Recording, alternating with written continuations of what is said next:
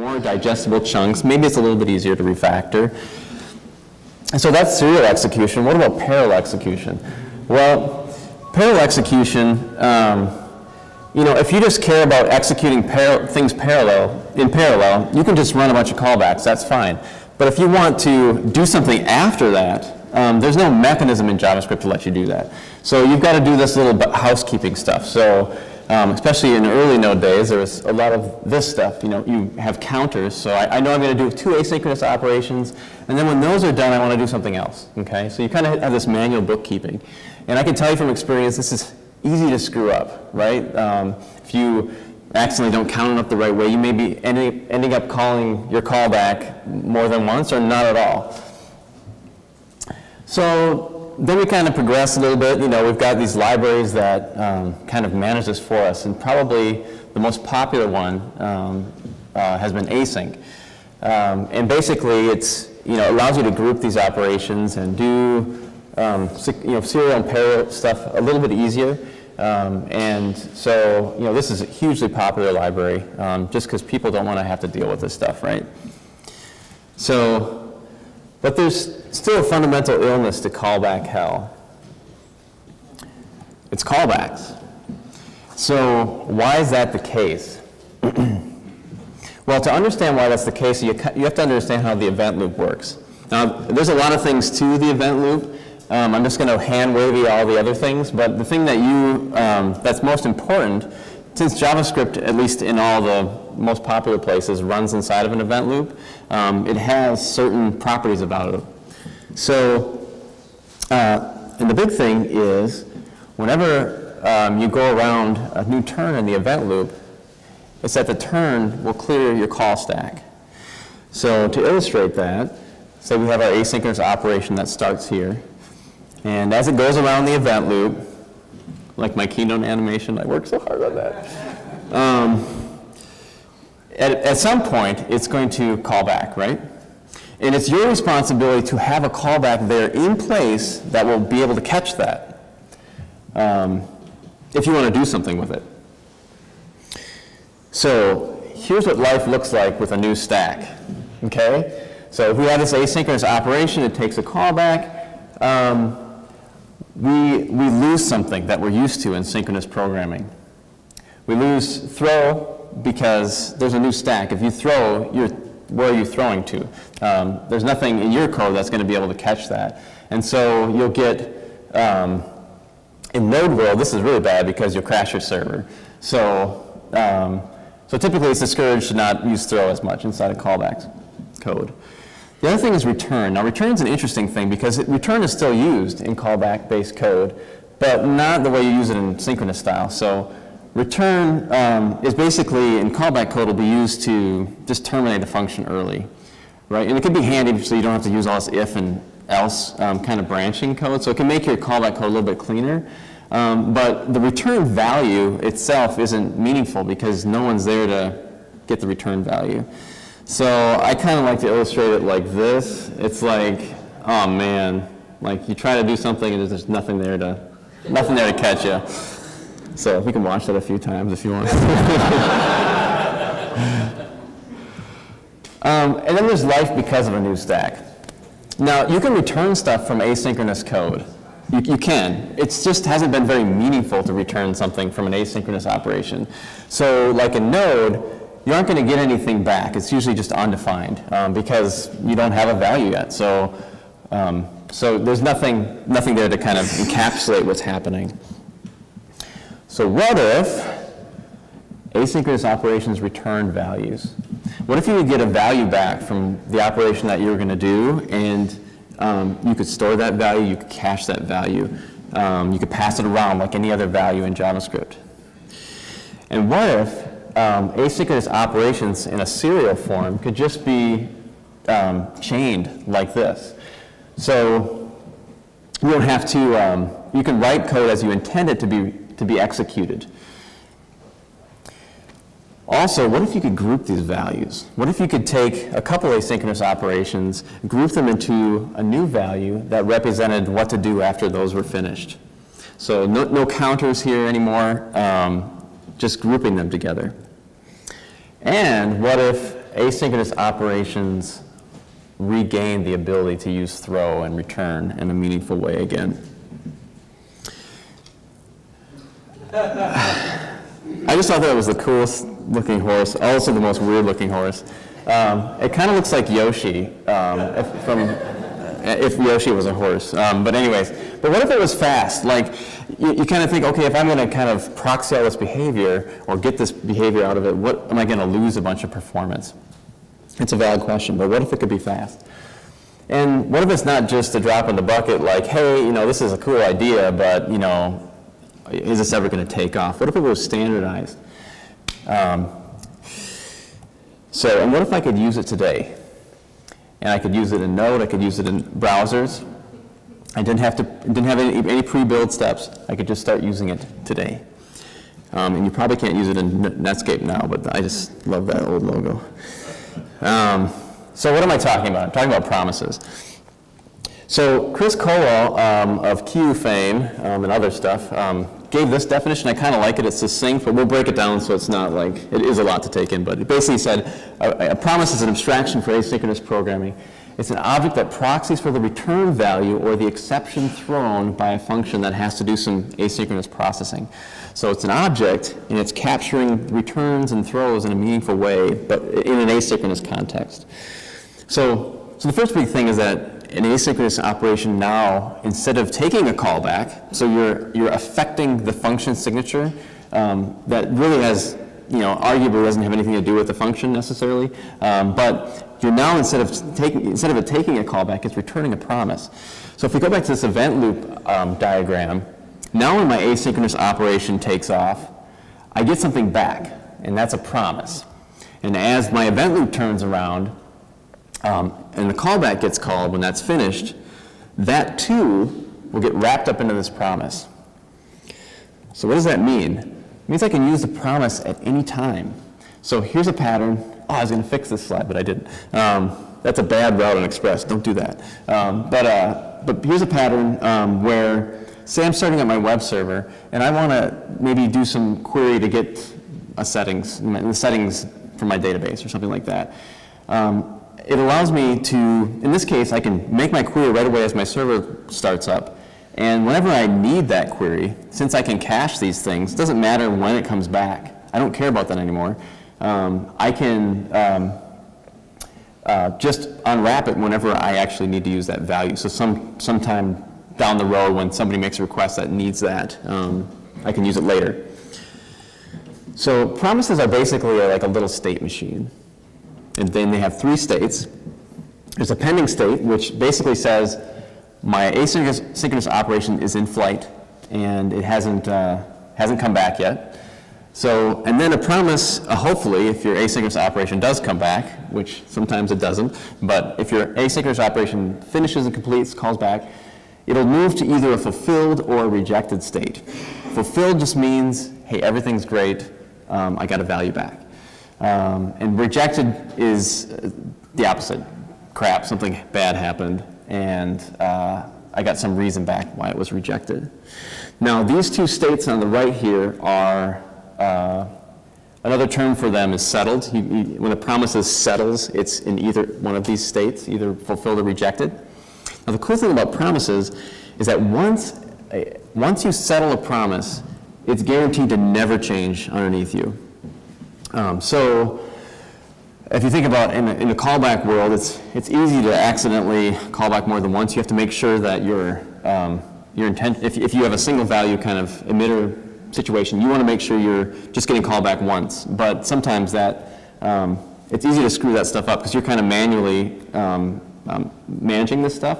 And promises ensures that if you make a promise for something asynchronous, you can always guarantee that you're going to get that value to be the same. It's never going to change underneath you if for some reason a callback comes back again.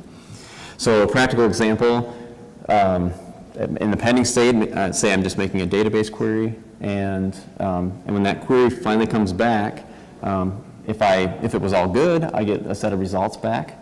And but if some error happens, it would move into a rejected state, and give me some error like my SQL syntax was bad or whatever the database server would give me. So From a code level, doing the same thing would be, I'm going to query my database. It's going to give me back a promise. And then I can look at the results or deal with the error. So hopefully you're feeling a little bit lighter. This kind of paradigm kind of lets you use asynchronous stuff as you would with other values in JavaScript. So, but there's another big part to this puzzle, and that's how do you get the values out. And so hopefully, is everybody tracking with me so far? Okay. So the big part about promises as far as how to get the value out is this .then method. And there's a long history of this method, but it's kind of settled, and there's a specification around it, and it's in ES6, so we're going to look at it. So how do we get these values out? We've got this value of what's going to be in the future, but we don't know what it actually is yet. So there's this method called then that unwraps a promise. And I like the terminology of unwrapping. I'm not a super like Haskell dude or whatever, but I feel like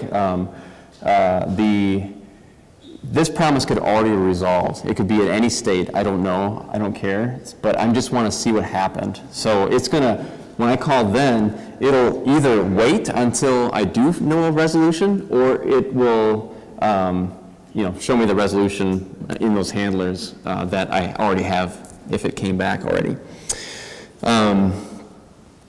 So the cool thing about these two handlers is that they're always asynchronous. Now here's something else I can bite you in callback code is, and I've gotten bit myself, so I'm speaking from experience, is you can have asynchronous APIs that are supposed to be asynchronous, but it's either the author or whatever accidentally call back in certain cases non-synchronously, or synchronously. So you can get this weird behavior where sometimes an API will return immediately, or other times it'll wait to return, and that can lead to just confusing bugs because if you intended for it to take another turn around the event loop and you did something after it and it didn't, then you're stuck with some state that you hadn't expected. But promises guarantees that even if we're already fulfilled, that these handlers will be called asynchronously. So you can always count on it to have that feel. So there's some variations on then. If you just want to handle the unfulfilled case, you can just pass in a handler for that. Or the unrejected, you can just pass a handler for that. The second case is kind of ugly, passing an undefined. So ES6 and most promise libraries support the .catch method, which basically is just an alias for the other one. So in our query example, we query the database and then we'll get its results, or we'll catch an error. We know that either one of those are going to happen, but never both. But there's something interesting that I'm doing in this code example, is I'm chaining things right here. If you notice, I'm chaining something off my then call here. So what actually happens there? Well, the magic of, I guess, the internal magic that's happening with promises here is whenever you call then and you pass in your handlers, it will return a new promise. And this new promise represents the state of what happened inside of these handlers, okay?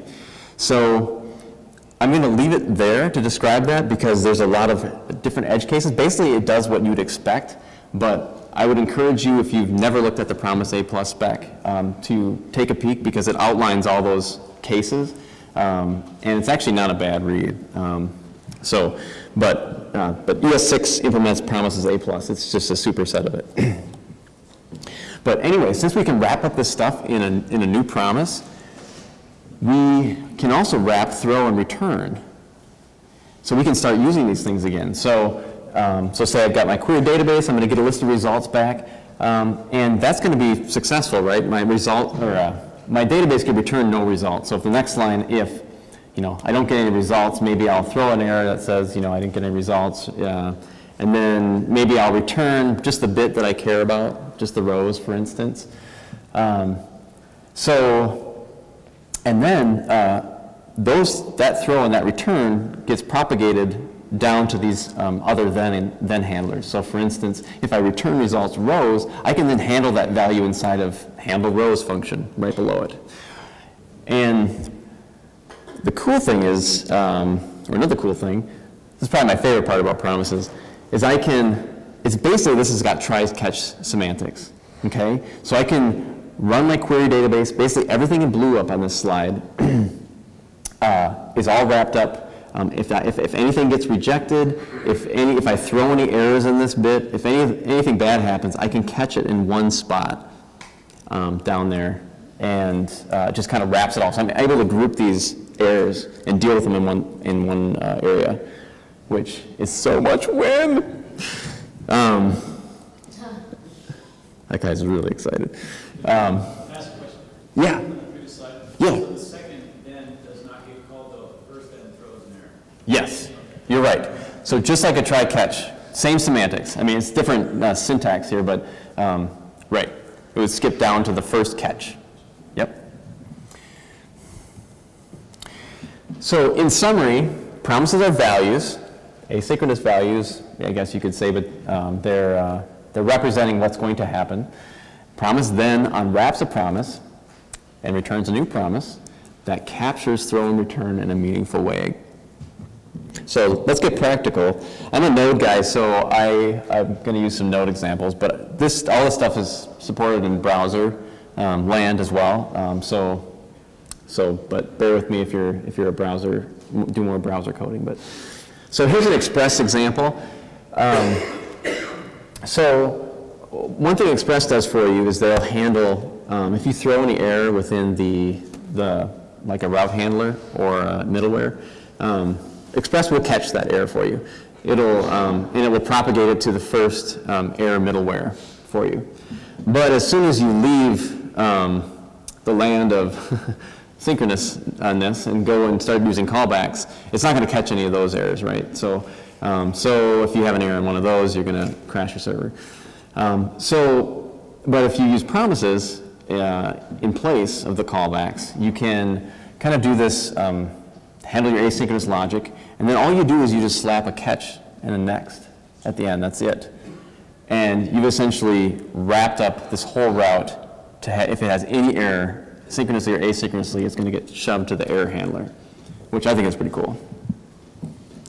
So I kind of tease a little bit with the functional aspect. I like promises because they offer a way to do functional kind of programming with asynchronous stuff. So if we look at the complexity of a callback, and I'm using Haskell notation here, but I think it helps describe succinctly what's going on. If you look at a callback taking function, so the top line here, we get some input, and then this middle chunk is our callback, and then the result of our calling this function gives you nothing. So the open, close parens in Haskell just means like nil or whatever. So you get nothing back. And then in our callback function, we get an error, and this is Node style, but we get an error, we get some output, and then that itself doesn't return anything. So in promise land, it's just, you give it some input and you get a promise back. So this could be kind of cool, I think. So we can compose functions in interesting ways. So for instance, here's an example. Say I have a task that I want to run forever. I can create this little forever function that'll take in my task, it'll start my task, and then when my task is done, it'll go ahead and do the same thing again, infinitely. So the cool thing here is that since then is guaranteed to be an asynchronous boundary, I will never blow my stack, because it just can keep on executing this, and I don't have to worry about tail call stuff. It can just keep on running it because I get those guarantees. So if I pass in my asynchronous, whatever promise returning function to run, the other cool thing I can do is I can put this dot catch at the end, and what that will catch is whenever an error occurs at any point in time. I just put the dot catch at the end, and it will handle that error if it happens Or if it never happens, it'll just stay there. And memory usage won't go out the roof because I'm creating new promises every time, and they're getting collected. So, so it's kind of a fun way to write, kind of play with functions with this. So here's a play off of that. I'm just going to run, I'm going to do a times function where I run an asynchronous operation just a certain amount of times, and then do something after it. And all I do is just add a counter into the function signature, decrement that counter, and then when I get down to 0, I'm going to return a promise. So there's a couple of these in the ES6 spec, but promise.resolve basically says, give me a promise that's already resolved, that's already fulfilled to some value. Here I'm not passing any value, so it's just going to be nothing. But so eventually it'll give me a promise that's resolved, and I can be done with my task and then go ahead and do something else. So the other thing is combination. So, and I'm probably butchering these functional terms. I just thought they sounded cool, and they started with the letter C. But you can group these things. So for instance, say I've got a list of files. I can use my normal JavaScript map function to basically use a stat file call, which will return a promise, and get back a list of promises, okay? So, and then with those, I've got a list of promises, they've all started executing, but what if I want to do something after they've finished? And what if I want to see the results of all those together?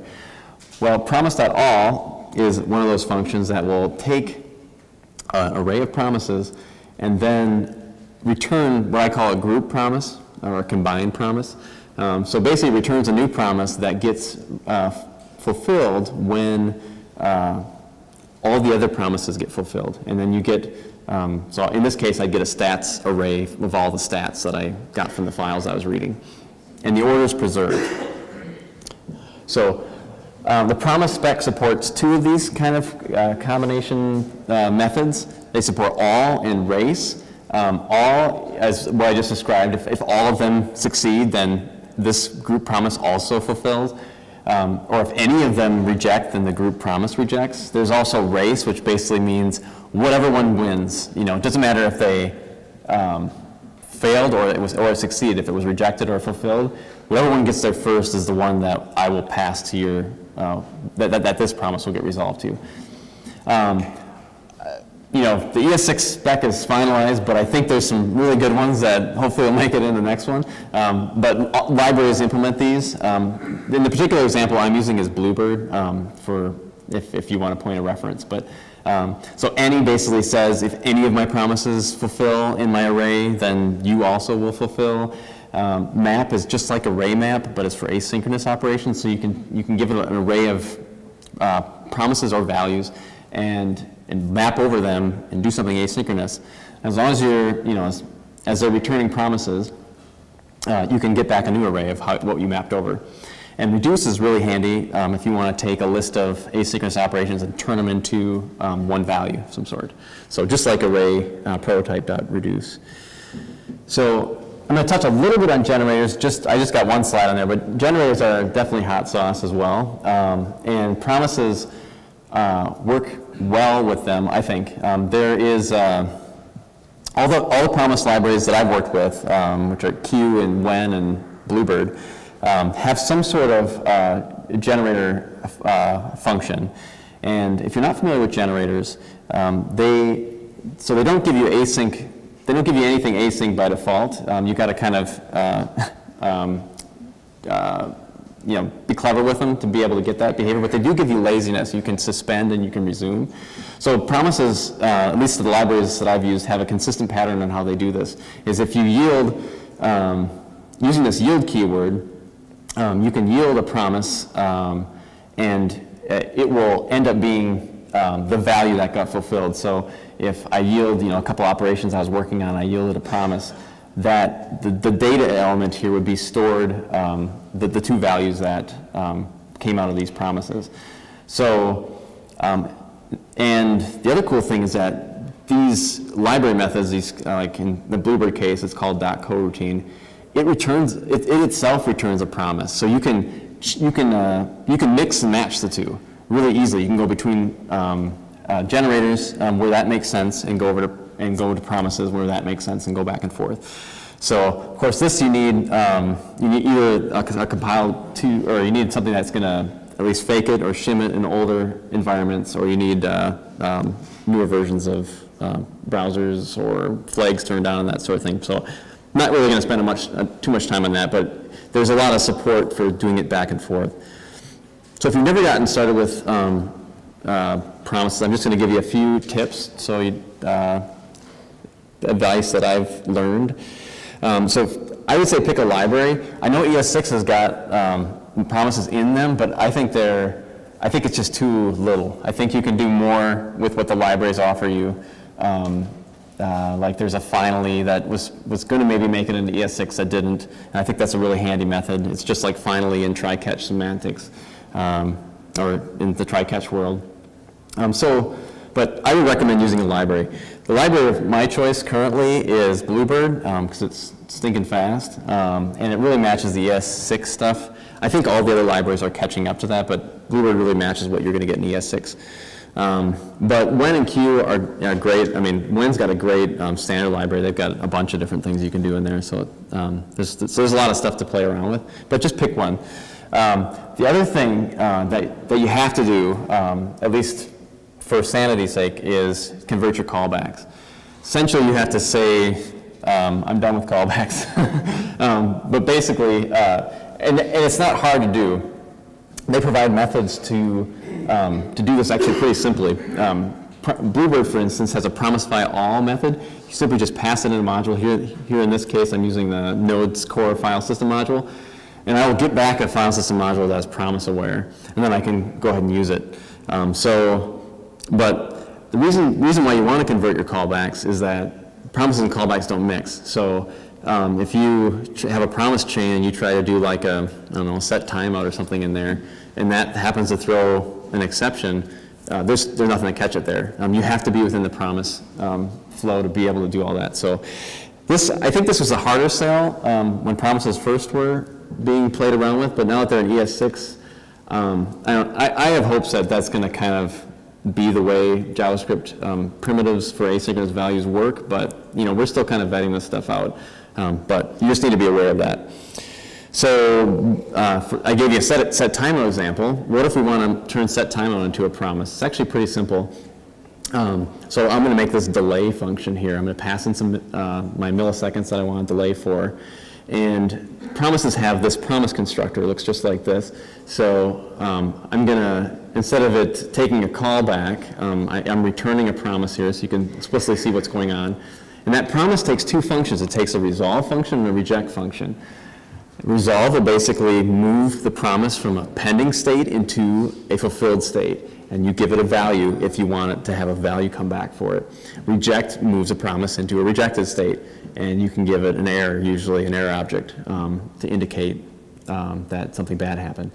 So, but I just pass resolve in as the callback for the set timeout, and I've got a promisified set timeout function.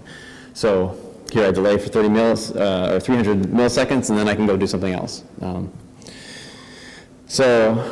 So you may be saying, well, okay, that sounds cool, like, yeah, I want to get into promises, or maybe I'm into promises, but how do I deal with my legacy apps? Like, I can't just go and convert everything to promises. Like, that's not going to be a good idea. And I agree with you, and my first experience with promises were in legacy applications. So you get helpers for that too. So you can basically support a dual callback promise API. Bluebird has a method, and Q has the same method. It's called notify. And basically, you just slap that on the end of your promise chain and give it the callback. And if a callback happens to be passed into the function, so say you've got some legacy code that's using the callback part, it will call back with that. Otherwise, it'll return a promise. I mean, it'll always return a promise, but you can use either API. So you kind of get that, it allows you to kind of migrate your code. So here's some tips that I've learned from experience. First is drop the return habit. So I'm guilty of this. Like I love return with callbacks because I didn't have to do this like if-else stuff all over the place, and I felt like that was super ugly. So I'd use like return all over the place to terminate my function early. Well, since return is meaningful now, I mean, you can return something now from these promises. Like, you can get caught in situations where, oh, I just want to, I don't want to do anything more. I got my result, or I didn't get a result, so let's just not let's not do anything more. Well, what you're really doing here is you're returning undefined, and then when you get down here, rows is going to be undefined. Okay, so these values get returned into the next then in the chain. So if you want this kind of behavior, you either can break out, I like to break out a certain code path if they're going to diverge that much into separate functions. You also can nest promises if you want. So just like callbacks, you can have .then as deep as you want. So you can do both nesting and chaining, depending on how you want to have that control flow. And promises have at least, well, for sure they've got one wart, and I want to talk about it so you understand it and don't get sucked, or understand why it's happening. There's this thing called unhandled rejection. So basically, if you look at this code, it looks pretty innocent, right? I mean, I'm going to do something, and then I'm going to do this, and I'm going to do that, blah, blah, blah. And then if there's any errors there, I'm going to handle them. But what if catch has an error? What if my handle error function throws an error? Okay. At this point, you'd have no idea that happened. And so different promise libraries are tackling this in different ways. I'm going to show you a couple of the ways so you're familiar with them. What Bluebird does is, if they notice that you haven't handled a promise a few times around the event loop, what they'll do is they'll give you an error. They'll throw something to your console saying, it looks like there's an unhandled rejection. And you can handle that. You can listen for that and do your own kind of error catching. So that's one thing. The other was the introduction. All the libraries have this. This isn't an ES6, but the libraries have this. Is the introduction of a done method. And basically what done does is, if the chain gets all the way down to done and there's an unhandled rejection at that point, what it will do is it will throw it. And it will throw it in an uncatchable manner. So it will throw it and crash your server. So, that's, I'm mixed about it, but I think it's good to know about it than to not know about it, right? So the general rule, if you do use the done stuff, is either return a promise from a function to be handled somewhere else, or end of promise chain with done. So that way you're always aware of your errors. Okay? This is kind of a tangent slide, but there's some really cool libraries that I've been playing around with, and I just wanted to mention them. So like Express example, Express is still kind of a callback-based system, right? So, but what if we had a server that understood promises, that was promises all the way down? And Michael Jackson, which I love his name is Michael Jackson, but I wanted to put up a Michael Jackson slide and then put up a picture of him. He still looks pretty good, but I just love that his name is Michael Jackson. But anyways, he's got this library called Mock that it's fast, and I've been playing around with it. I really like it. Instead of in like Express, you call like rest.send, and then you do something. You kind of have side effects in that regard. In Mock, you return your responses. So your function gets called with a request, and then you return the response. So it kind of matches that function pattern. If you want to get into promises with testing, Mocha's got support for this. My personal fave is Tape, Substack's Tape, and there's a library called Blue Tape that wraps it with Bluebird promises, and it allows you to do cool stuff with testing, like returning your test. Instead of having to plan for tests, you just return a chain, and when it's all resolved, it knows that your test is done. Okay, so I got about 5 minutes, so we're going to run through this last part. 2 minutes, crap. All right, so I'm just going to quick touch on this. This is more of just for food for thought. So promises model functions. Resolve is analogous to return, okay? Reject is analogous to throw. Functions only ever return one value, or they only ever throw one exception, ultimately. So promises model this very strictly. Promises will only ever resolve to one value or reject with one reason. So they're intended to model functions, okay? They're not intended to model emitters. So emitters emit multiple values, not single values. They don't follow a function contract. And emitters in JavaScript include like set intervals, streams, listeners, that sort of thing. So there is work being done in this area. If you're in the Node world, you may be familiar with domains. They try to capture errors that can happen on event emitters. So they're in there. There's also functional reactive programming. If you're familiar with Bacon.js, that's kind of a cool model for that one. There's channels, so Node, like Go channels, so CSP style. There's something called observables that this Chris Cole has written up kind of an article on that, and encourage you to read it if you're interested in it. But you still can make emitters do stuff if you have a definite beginning and ending. You can make emitters do things. So for instance, I could wrap a stream in this example. I get a read and write stream. If I only really care about the operation completing, I can wrap it as a promise. So if any stream has an error, I'll reject. And then when I'm finished with my stream, I can resolve. So you can still kind of wrap emitter kind of code in promise code, but it depends on the use case. So yeah, that's it. If you have any questions, I don't have time now, I don't think, but hit me up on Twitter. That's pretty much where you can find me, anywhere online. And then I've got a slide deck and a GitHub repo with more examples that I did that go into other things that I didn't talk about, but to give you some more examples to play around with at that URL. So, thank you very much.